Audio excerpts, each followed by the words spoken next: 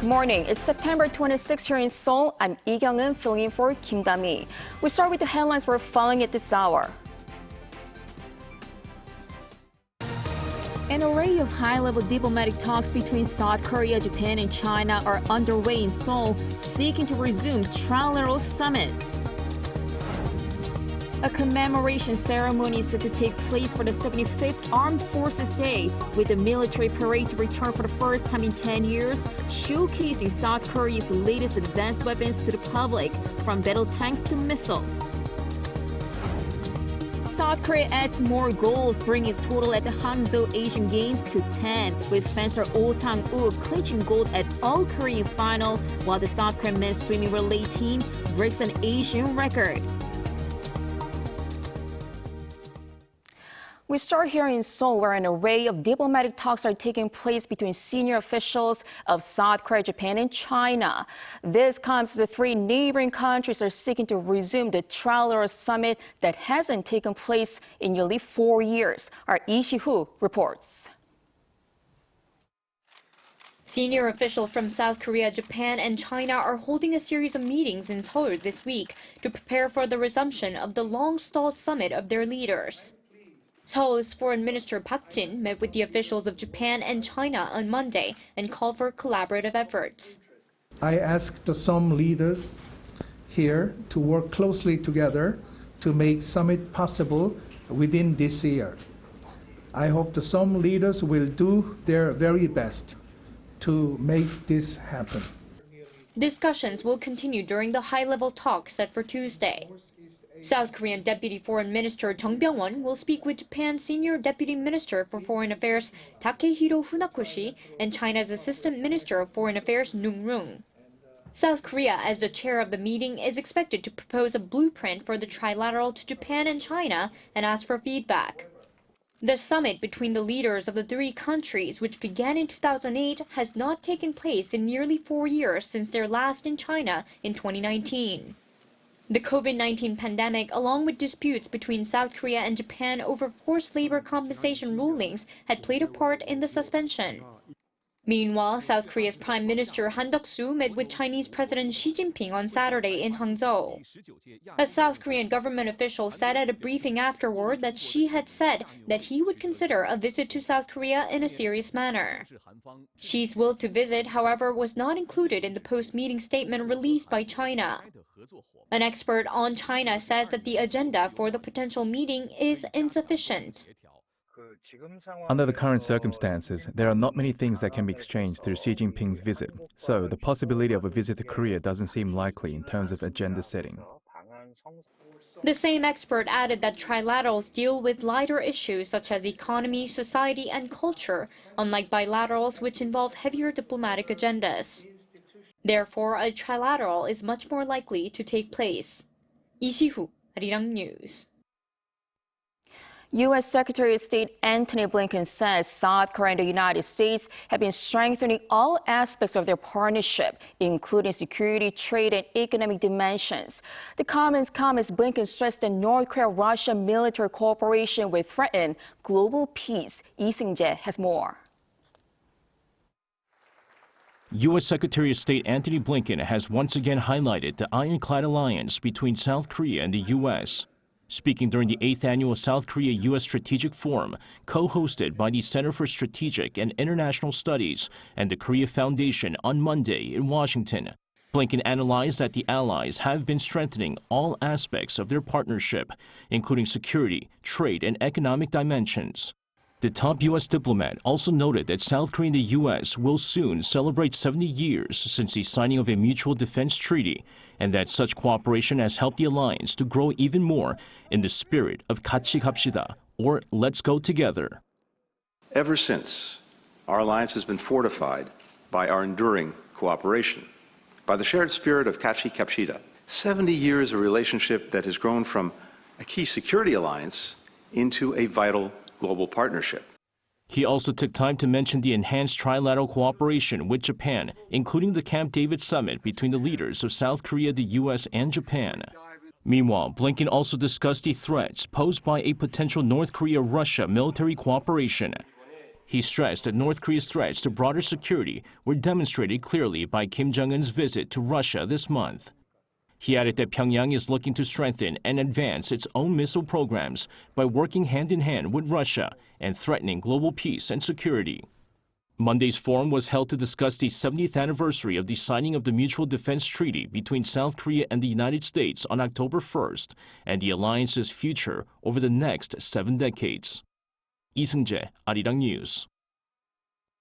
President Yoon and First Lady Kim Gun-hee will make a state visit to the United Kingdom in November upon the invitation of King Charles III. The visit marks the 140th anniversary of diplomatic relations between Korea and the UK and will be Yoon's first trip since King's coronation. The South Korean leader's previous visit to London was in September last year for the funeral of Queen Elizabeth II. North Korea's borders, which have been closed due to the COVID-19 pandemic, have been completely opened after more than 3.5 years. Foreigners are now allowed to enter, but they must undergo a 2-day quarantine upon arrival. Our Shin Ha-young reports. North Korea's borders are now fully reopened, some 3 years and 8 months since the regime was completely sealed off due to the COVID-19 outbreak. According to Chinese state media outlet CCTV, starting Monday, North Korea has started allowing entry for foreigners. Without specifying the source of the announcement, CCTV reported that authorities in Pyongyang lifted the border closure with the requirement of a 2-day quarantine period upon arrival. The regime has shown movement towards opening its borders for the past few months. In July, it allowed the entry of delegations from China and Russia and also allowed its citizens living abroad to return home last month and an easing of antivirus measures and border controls. Plans to reopen were also evident in terms of policymaking. Last month, North Korea adopted a new law to revitalize its tourism industry. It addresses issues including expanding both domestic and international tourism and ensuring convenience for tourists. Also, earlier this month, North Korea's leader Kim Jong-un traveled to Russia for a summit with President Vladimir Putin, and North Korean athletes who are participating at the Hangzhou Asian Games have traveled to China. Regarding the reopening of North Korea's borders, during its briefing on Monday, the U.S. Department of State reaffirmed its commitment to diplomacy with the regime, stating that the Biden administration has consistently welcomed and been open to dialogue with North Korea, which Pyongyang has rejected. Shin Ha-young, Arirang News.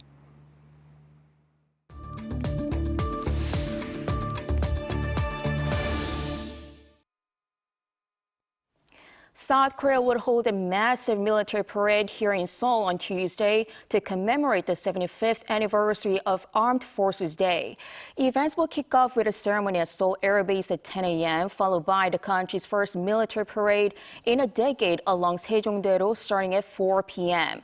The Defense Ministry says Tuesday's military parade will be larger and more advanced than the last one held in 2013. It added that around 6,700 servicemen will participate, along with 340 pieces of military equipment. The movement of infantry mechanized units to the parade site may cause some traffic disruption in the capital this afternoon. A military parade was held in 2008 and 2013 before the Moon Jae-in administration downsized it in 2018 in a bid to improve relations with North Korea. Now, for more on the significance of this year's commemoration ceremony for Armed Forces Day, we're joined by Yoo Ji-hoon, Research Fellow at the Korea Institute for Defense Analyses. Welcome to the program. Thank you for having me here. So today we'll see a massive street military parade here in Central Seoul, which will be the first of its kind in 10 years. Why the hiatus and what is the significance of this? Well, as you nicely pointed out, a military parade has traditionally been held every 5 years in conjunction with Armed Forces Day since 1998. However, the parade was suspended in 2018 as part of our government's efforts to de-escalate tensions with North Korea. The most recent parade took place in 2013. The return of the military parade on the occasion of the 75th founding anniversary of the ROK Armed Forces It carries both a symbolic and practical significance.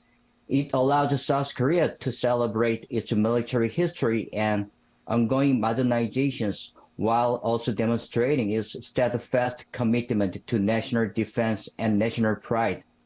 Typically, these military parades feature displays of advanced weapon systems, technology, and equipment. They serve as a showcase of the substantial modernizations and investments made in the ROK Armed Forces over the past decade, underscoring our country's commitment to maintaining a highly capable and contemporary military. Moreover, these parades symbolize a resolute dedication to commemorating and celebrating our military's historical accomplishment. Such events foster a sense of pride and unity among the publics. In addition, our military parades provide a platform to demonstrate the strength and capabilities of our armed forces, which can have a positive impact on citizens' morale. Right. The ceremony will also entail combat power demonstrations with the latest weapons being showcased. What are we expecting to see? The event will see the participation of approximately 6,000 troops, presenting a showcase of more than 370 advanced weapon systems. At the core of this equipment display lies the Korean three-axis systems, which encompasses the kill chain, Korean Air and Missile Defense (KAMD), and Korean Massive Punishment and Retaliation (KAMPR). These systems comprise several vital components, including Joint Direct Attack Munitions, JDAM, medium-range surface-to-air missiles, MSAM, and Patriot PAC-3 guided missiles. Notably, South Korea's long-range surface-to-air missiles, LSAM, a critical element of KAMD, and the Hyunmoo-5 ballistic missiles, a key part of KMPR, will make their inaugural public appearances. Additionally, the event will feature South Korea's very first domestically developed supersonic fighter jet, the KF-21, along with the light armed helicopters. South Korean infantry will be also equipped with advanced gear and weaponry under the warrior platforms during their march. Moreover, our various types of drones designed for surveillance and precision targeting in combat will be also on display. Overall, these weapon systems collectively will provide a comprehensive view of the ROK Armed Forces' cutting-edge transformations. Right. Other than the weapons display, what are other things you would say is particularly notable at this year's ceremony? Well, for the first time, around 300 combat troops, from the U.S. Army operating under U.S. First Korea will join the parade. This participation marks the 70th anniversary of the ROK-U.S. alliance and serves as demonstration of our joint defense capabilities. The event will feature an impressive formation flight with more than 100 aircraft, including the KF-21, F-35 ARPA stealth fighters, and light armed helicopters. The U.S. military will also contribute aircraft like the F-16 and F-35. Special forces personnel from both South Korean and U.S. military will conduct skydiving demonstrations. In a special gestures, invitations have been extended to veterans of the Korean War and their family members, including granddaughters of Mark Wayne Clark, the former commander-in-chief of the UN Command who signed the armistice during the Korean War. Moreover, the parade will be open to the public, allowing them to join the march during its final sections. This inclusive approach aims to forge a deeper connection between the armed forces and the civilian populations, solidifying the bond between the military and society. All right, lastly, so this year's event will be large scale and it will be held under the theme of strong armed forces, robust security, peace through strength. So is there any message the South Korean military is seeking to send out beyond the country? Well, the theme of the ceremony underscored South Korea's unwavering commitment to maintaining strong and capable armed forces. This year's event serves as a compelling demonstration of the ROK Armed Forces' determination to defend the country and send a clear message in response to North Korea's ongoing provocations. While primarily a national event, the South Korean military's choice of the theme, strong armed forces, robust security, and peace through strength, extends beyond its borders. By emphasizing peace through strength, South Korea aims to signal its dedication to regional stability and peace. A strong and capable military serves as a deterrent to potential threat, promoting diplomatic solutions over conflict. Moreover, it emphasizes South Korea's role as a responsible regional actor and a reliable partner, not only reassuring allies of its commitment, but also enhancing its position of regional security efforts.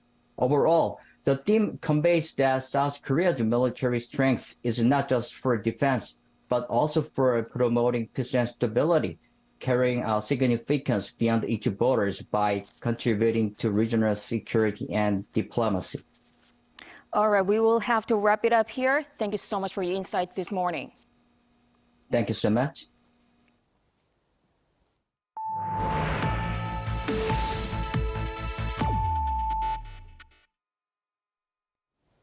South Korea's main opposition Democratic Party leader Lee Jae-myung will appear in court this morning to attend substantive review of arrest warrants that will determine his fate. At the so-called warrant trial, a judge will listen to the prosecution and Lee's side and determine whether to issue an arrest warrant. Lee, who recently ended a 24-day hunger strike protesting the Yoon government, announced on Monday that he will appear at the Seoul Central District Court himself, accompanied by his lawyer. The DP leader faces multiple accusations, including breach of trust, bribery, and other charges, all of which he has denied. There are reportedly over 2 million so-called urban farmers here in South Korea who grow vegetables in their gardens or pet plants. When analyzed, the value of urban agriculture was larger than expected. Chung Eun-ju has more. This is a pet plant clinic where horticulture experts are the doctors. After diagnosing that the plant's roots are in bad shape, the experts repot the plants and recommend nutrients for them. The pet plant clinic is equipped with treatment rooms and wards and even offers intensive treatment for up to 3 months in serious cases. Most of the time, the problem is related to watering or lighting, so we diagnose the issue and prescribe a solution so owners can grow the plants properly. Biowalls, also known as botanical air purifiers, have gained popularity here. Installation inquiries have been steady, mainly from schools and offices, as they are known to reduce fine dust and alleviate sick building syndrome. The Rural Development Administration first developed biowalls in South Korea in 2013 and has since transferred technology 19 times to private companies. Looking from the perspective of people who spent over 90% of their time indoors, there's a high level of satisfaction from creating such spaces in terms of reducing fine dust. As of last year, there were 1.96 million urban farmers who cultivated gardens and green spaces. The area of urban gardens reached 1,052 hectares. When the value of urban agriculture was converted into money, the analysis results show that it was worth more than 5 trillion won, or roughly $3.7 billion. Urban agriculture's economic value, such as in purchasing agricultural supplies and creating jobs, exceeded 3 trillion won, or about $2.2 billion. The social value, which includes physical activity and emotional well-being, reached 1.3 trillion won, or $981 million, while the environmental value, such as in carbon reduction or urban greening, was worth 700 billion won, or $528 million. This is significant as we quantified how effective urban agriculture is both socially and environmentally, beyond simply thinking it would be good. As urban farming is gaining attention as an industry, the Rural Development Administration plans to use these analysis results as the basis for urban farming policy formulation for the mutual development of urban and rural areas. Chung Eun-ju, Arirang News.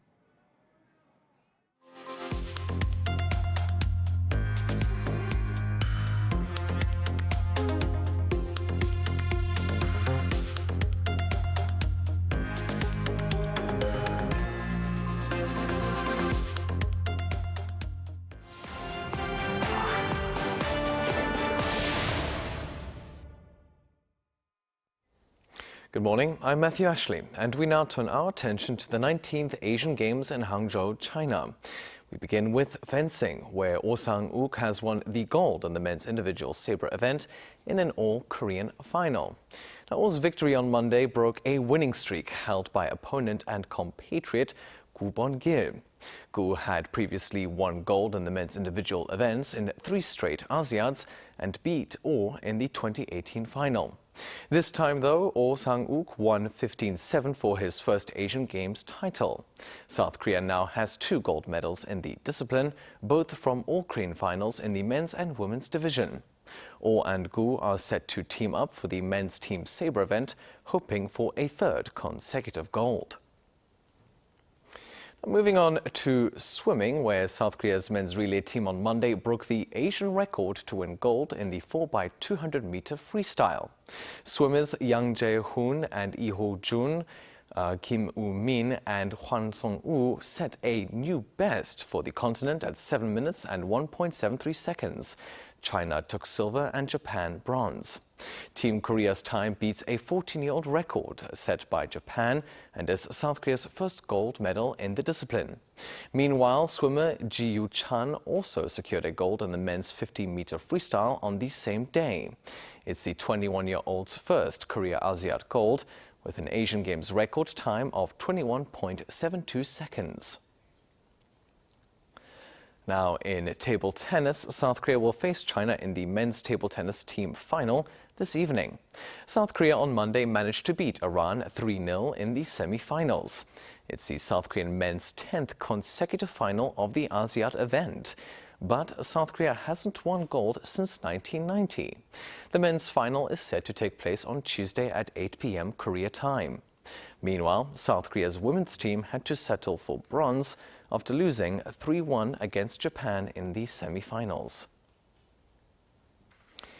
And finally, in judo, South Korea's Lee Jun-hwan secured 2nd place on the podium in the men's under 81 kilogram event in his Asiad debut. In a closely fought match-up, the 21-year-old narrowly missed out on gold to Tajikistan's Somon Makhmabedkov. Makhmabedkov's win came around 2 minutes into the match after he scored a critical point against Lee using a hip sweep counter, or harai goshi geshi. The move left Lee struggling to make a counter-attack before his time ran out. And now for a look at the medal standings and upcoming schedule.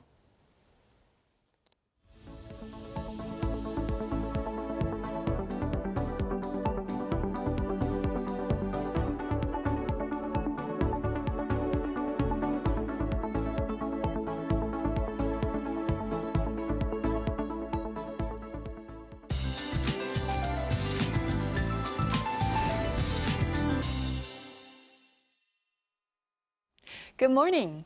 Wet weather continues in most parts of Korea. In central regions, Jeollado and Gyeongsang-do provinces are seeing rain this morning. Gyeongsang-북도 and Chungcheong-북도 province are seeing 15 millimeters an hour of heavy rainfall. And please do expect to see showers through the late afternoon, then it will rain again tomorrow. East Coast regions will see 20 to 70 millimeters of rainfall. The rest of the country will see 5 to 40 millimeters of on and off showers through Wednesday. Today's rain will bring cooler air to the country, and those in central regions will especially notice a big drop in highs this afternoon, hovering below 25 degrees Celsius, but Gwangju and Busan will be topping out at 26 degrees. Meanwhile, Jeju Island will have a rain-free day under cloudier skies in the afternoon. Much improved weather conditions are in the forecast for the 6-day Chuseok holiday with chillier air. We are welcoming October with morning temperatures in the low teens in the capital. That's Korea for you, and here's a look at the international weather conditions.